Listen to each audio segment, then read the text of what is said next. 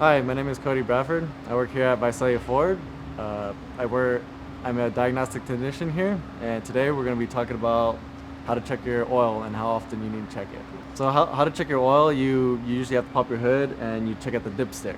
And when you check at the dipstick, there's indicator that tells you high and low in the crosshatch. If it's in the crosshatch, it's within level. If it's on the bottom side, it's too low and you need to add a quart.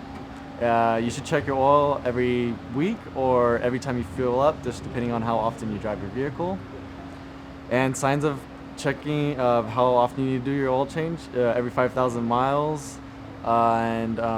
When you're checking your oil level and it's looking dark or it's getting low and you don't have any leaks, then it's probably about that time. You just check your mileage. And at times your vehicle does have a oil reset light, but they usually go longer than 5,000 miles. Thank you for watching. If you have any other service related questions, come by Visalia Ford and you can count on us.